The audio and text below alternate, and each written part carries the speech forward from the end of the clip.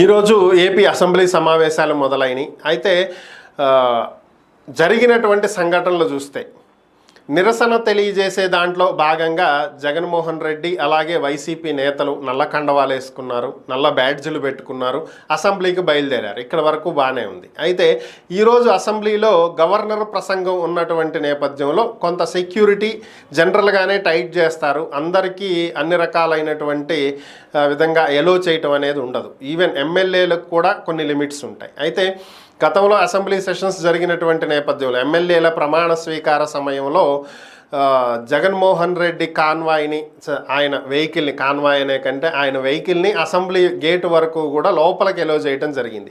సాధారణంగా assembly gate బయటే వాహనాలను నిలిపేసి లోపలికి నడుచుకుంటూ వెళ్ళాలి. సీఎం వెహికల్ మాత్రం లోపలికి వెళ్తుంది, మిగిలినటువంటివి ఏవి కూడా వెళ్ళవు. సో అయితే ఈరోజు కూడా 4వ గేట్ నుంచి 4వ గేట్ వరకు లోపలికి ఎలో చేయమని చెప్పి అయితే చెప్పడం జరిగింది. బయటకైతే ఇవే వార్తలు వచ్చినాయి. అయితే గవర్నర్ వస్తున్నటువంటి నేపథ్యంలో జగన్మోహన్ రెడ్డి వెహికల్ని 4వ నెంబర్ గేట్ దగ్గర బయట వదిలేసి లోపలికి నడిచి వెళ్ళాలని చెప్పి పోలీసులు ఆదేశించడం జరిగింది. ఇక్కడే ఆయన పోలీసులతో వాగ్వాదానికి దిగటం జరిగింది. నేను ఇక్కడ ఎందుకు వెహికల్ ఆపాలి, నేను లోపలే ఆపుతాను, నన్ను లోపలికి ఎలో చేయండి, నేను మెయిన్ గేట్ నుంచి ఎందుకు ఎలో చేయరు, 4వ నెంబర్ గేట్ నుంచి నేను ఎందుకు రావాలి అని చెప్పి ఆయన వాగ్వాదానికి దిగటం జరిగింది. బట్ ఇక్కడ ఒకటి ఆయన ఆలోచించాల్సింది ఏంటి అంటే, జగన్మోహన్ రెడ్డిని లేదా వైసీపీ నేతలను మాత్రమే 4వ నెంబర్ గేట్ వైపు ఎలో చేసి మిగతా వాళ్ళందరినీ, టీడీపీ నేతలందరినీ కూడా మెయిన్ గేట్ నుంచి ఎలో చేస్తే ఇది తప్పని ఆయన ప్రశ్నించడానికి హక్కు ఉంది. కానీ అందరూ ఎమ్మెల్యేలందరూ కూడా 4వ నెంబర్ గేట్ దగ్గరే బయట వెహికల్స్ పెట్టేసి నడిచెళ్లాలని పోలీసులు ఆదేశాలు ఇచ్చారు. అంటే ఏంటి, గవర్నర్ వస్తున్నారు కాబట్టి వాళ్ళకి కొంత సెక్యూరిటీ రీజన్స్ ఉంటాయి కాబట్టి దాని ప్రకారం వాళ్ళు ఒక ప్రోటోకాల్ అనేది ఫాలో అవుతారు, దాన్ని ఫాలో చేయాలి. ఇప్పుడు జగన్ ప్రతిపక్ష నేత కూడా కాదు, ఒక మామూలు ఎమ్మెల్యే. సో అందరిలాగే ఆయన వ్యవహరించాలి, అందరిలాగే రూల్స్ ఒకే విధంగా చెప్పారు కాబట్టి ఆయన అలా వెళ్లాల్సినటువంటి పరిస్థితి. కానీ వాగ్వాదానికి దిగటం అనేది తప్పు. ఆయనకంటూ ప్రత్యేకంగా ఏమీ రూల్స్ ఉండవు, అందరిలానే వెళ్ళాలి.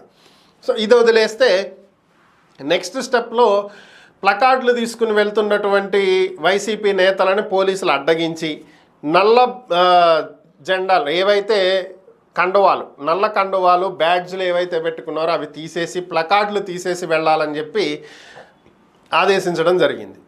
ఇక్కడ పోలీసులది తప్పు. ఎందుకంటే అసెంబ్లీకి ఏమీ యూనిఫామ్ లేదు, డ్రెస్ కోడ్ లేదు, ఇలాగే వెళ్ళాలి అనేటువంటి రూల్ ఏం లేదు. ఎవరికి నచ్చినట్టు వాళ్ళు వెళ్తారు, వాళ్ళకి ఆ హక్కు ఉంది. కాబట్టి నిరసన తెలియజేయటానికి నల్ల బ్యాడ్జులు పెట్టుకుని వెళ్ళేటువంటి హక్కు వాళ్ళకు ఉంది. దాన్ని అడ్డగించటం పోలీసులు తప్పు.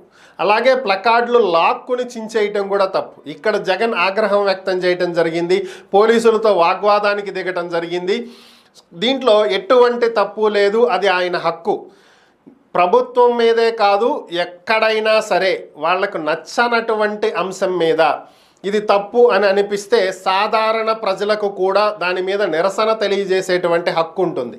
మరి అలాంటిది ఒక ప్రజాప్రతినిధి ప్రజల తరపున తాను రిప్రజెంటేటివ్గా వెళ్తున్నప్పుడు, ప్రజల తరపున మాట్లాడటానికి వెళ్తున్నప్పుడు నిరసన తెలియజేసేటువంటి హక్కు ఆయనకు ఖచ్చితంగా ఉంటుంది. దాన్ని పోలీసులు అడ్డగించడం అనేది పోలీసులు తప్పు. ఇది జగన్మోహన్ రెడ్డి తప్పు కాదు, ఇది ఆయన హక్కు.